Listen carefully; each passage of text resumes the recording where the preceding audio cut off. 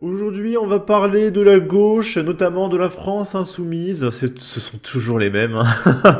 En réalité, les socialistes sont pas tant que ça dans la sauce, hein.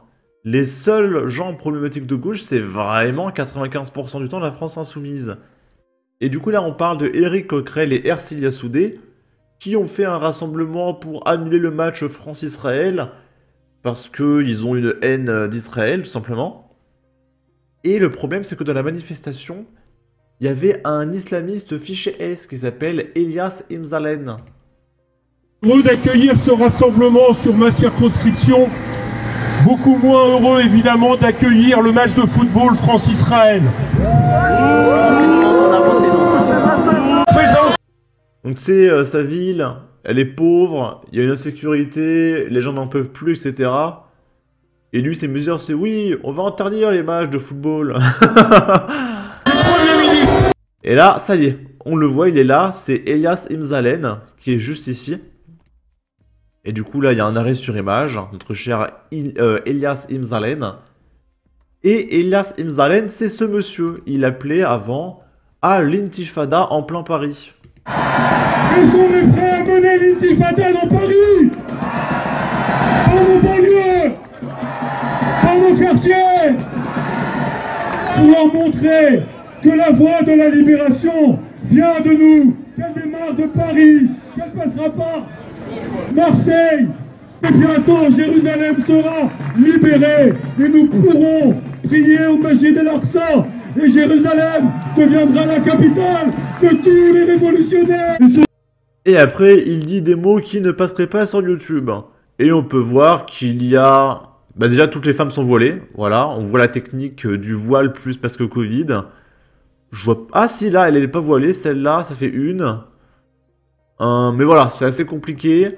Là, il y a beaucoup de drapeaux palestiniens. Il n'y a pas de drapeau français. Il y a quelques drapeaux France insoumise. Voilà, donc c'est assez merveilleux. Et du coup, ce monsieur, il est copain avec Ercilia Soudé et Éric Coquerel. Voilà. Et du coup, il a dû se justifier sur RMC. Et le député LFI Éric Coquerel estime que l'islamiste fiché S Elias Imzalen est plus respectable que le ministre de l'Intérieur Bruno Retailleau. Évidemment. Bah, je vous pose juste... Pour vous, ça ne vous pose aucun problème. Vous me dites que dans une manifestation... Pour vous, ça ne vous pose aucun problème. Mais dans une manifestation qui a lieu sur un thème, vous savez, et c'est pas nouveau, vous n'êtes pas forcément à côté de toutes les personnes avec qui vous êtes d'accord sur tel ou tel sujet. Moi, j'ai manifesté, par exemple, je vais vous dire une chose, j'ai manifesté en... Là, le mec fait genre, oui, je connais pas forcément tous ceux qui sont dans la manifestation, etc. Alors que le mec est littéralement au milieu des élus avec une écharpe tricolore. Mais de quoi il parle? C'est ton pote. C'est pas un mec random, il est au milieu des élus avec des écharpes. Soutien aux Kurdes à Paris, par exemple. Il n'y avait pas très loin Monsieur Retailleau qui était là. D'accord? Il y avait des gens avec qui je n'ai aucun, c'était il y a quelques années. Est-ce qu'on va m'interroger en me disant, Monsieur Coquerel, attention, vous avez Monsieur Retailleau. Vous comparez un activiste qui appelle à l'intifada dans les rues de Paris... Avec Monsieur Retailleau? Avec Monsieur Retailleau? Je pense que cette personne est certainement plus respectable vis-à-vis vu ce que Monsieur Retailleau sort aujourd'hui, qui emprunte à l'extrême droite beaucoup de son vocabulaire raciste, etc., bien sûr. Plus respectable? Ah oui, oui, oui. Vous enquêterez? Je vais rien dire. Je vous recommande. Mais peut-être, nos confrères de l'Express.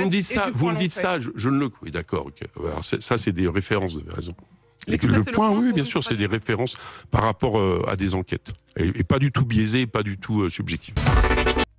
C'est affligeant, j'ai même plus envie de commenter, on va passer à la suite. Là, c'est Pascal Canfin qui nous dit « Il y a une alliance internationale des présidents d'extrême droite, Orban, Trump, Milei, donc le président argentin, qui s'organise pour saboter tous les efforts que nous faisons pour lutter contre le dérèglement climatique. » Alors, je suis d'accord que Donald Trump n'a pas été élu pour son programme écologique, on va pas se mentir. En revanche, tu ne serais pas un peu hypocrite, Pascal Canfin, parce que tu disais il y a quelque temps ceci.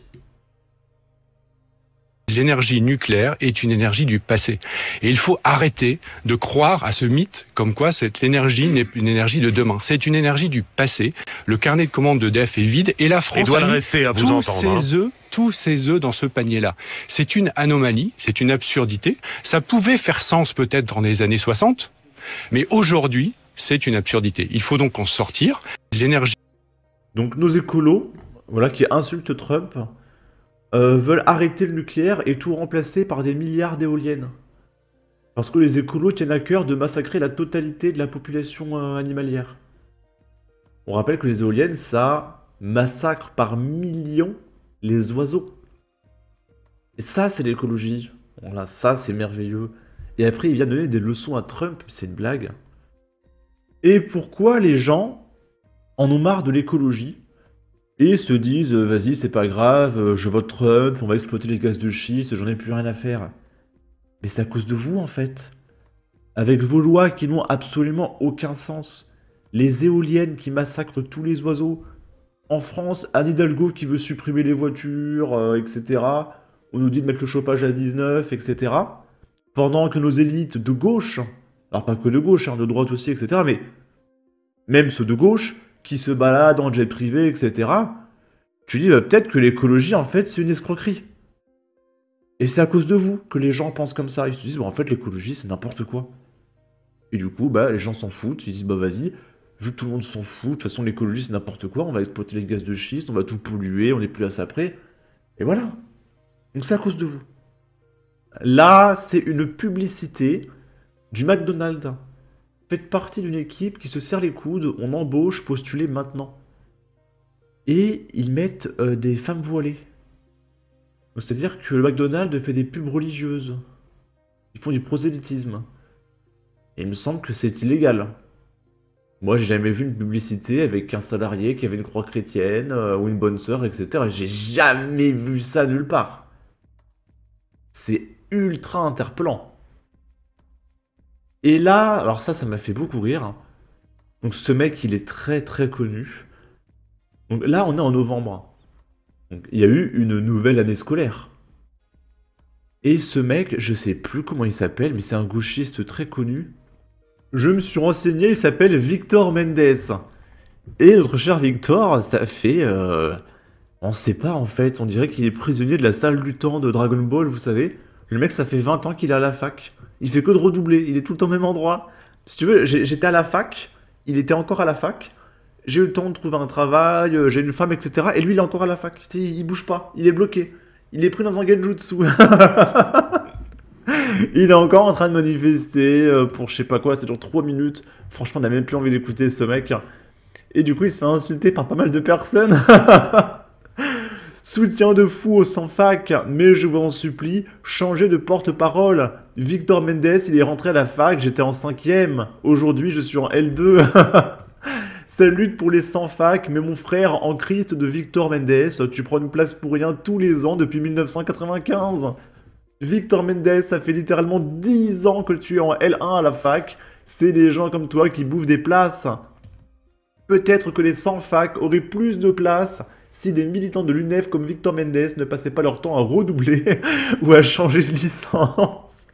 26 ans et toujours en licence, pas un seul master en poche, à un moment tu fais partie du problème. Donc en gros le mec il manifeste parce qu'il y en a qui n'ont pas accès à la fac, etc., que c'est trop cher. Ce qui est bizarre parce que la fac c'est gratuit. Mais voilà, il manifeste parce qu'il n'y a plus de place dans les facs. Alors que lui-même, ça fait 30 ans qu'il est à la fac. Sans déconner, il a quel âge maintenant?